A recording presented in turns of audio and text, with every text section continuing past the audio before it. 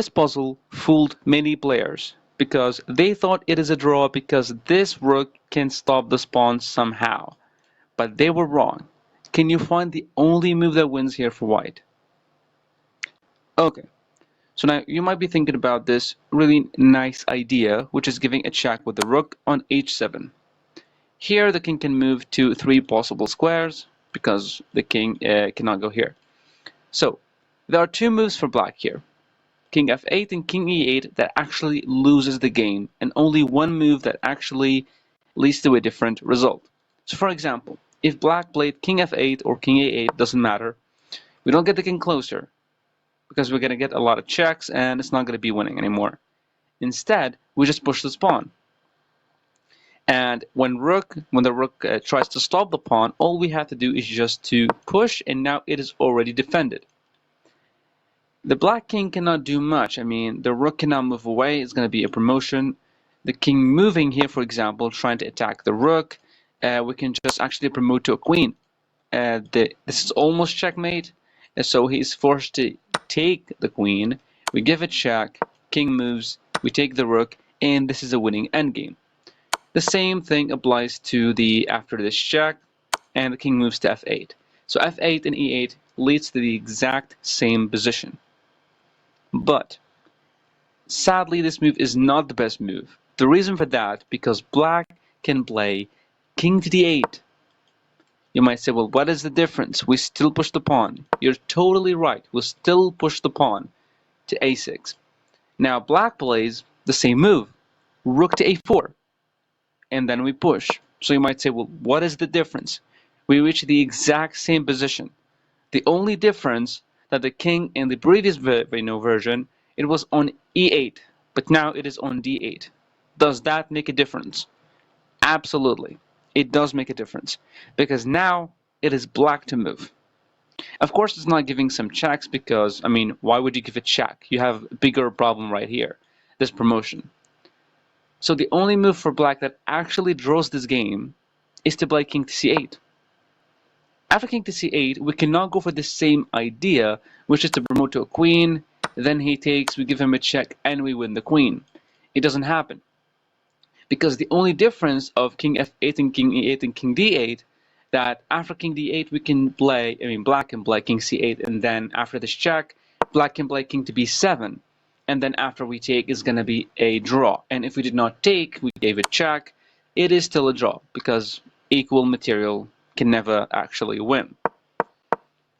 Okay, and trying to get the king closer to this side, trying to defend it, might make some kind of sense, but the rook will attack it. The pawn will push. Cannot push. Is gonna, be lost here, and it's not gonna be winning. But white is gonna play king to c6 to try to defend the pawn at least. But black will play in his position. Many moves could be played here, but here I guess king to d8 actually works just fine. King to d8. Because if the white king, try to go here, well, there will be, I guess, king to d7. Yes, king to d7. Because if we try to push this pawn, it's going to be a check. And if the king moved here, if the king moved here, we can just obviously just go back and then stop the pawn with the king. But if he went here, as you can see, and this will never be winning for white. It's going to be too slow. So the best move here actually for white is to play a6. Now it's a really beautiful move because here black must try to stop the pawn. So the best way to do so is to play rook to a4. After rook to a4, the pawn is being attacked. So if you thought about, for example, defending the pawn like this, sadly this will not lead to a win, because black will go here, right? Black will go here on d8. Even if you got the king closer like this, threatening checkmate, the king will just move, I guess. Another, this is even losing, actually. Sorry about that. This is even losing. Right? It's losing because of this check. Yeah, it's losing because the king can move away and is going to be losing this game. Yeah. So it's not even that. I mean, after this move and we defend and the king moves there, the king cannot even get close to stop this pawn, to defend the pawn, try to help it. And we cannot push because we're going to lose the pawn. So of course that does not lead to a win. Okay, so after rook to a4, trying to stop the pawn, we actually don't defend the pawn. We don't move the king. We don't give it check. We play a really beautiful move, a7. See, the beautiful thing about this move that black cannot take because of the obvious move rook to h7 check, and then we take the rook. That's really cool, right? But you might say, well, he can give us a check, and then we have to move, and it looks like we're going to lose the rook. Well, actually, we don't care about the rook. We can just play king to d4. If he takes the rook, we promote to a queen.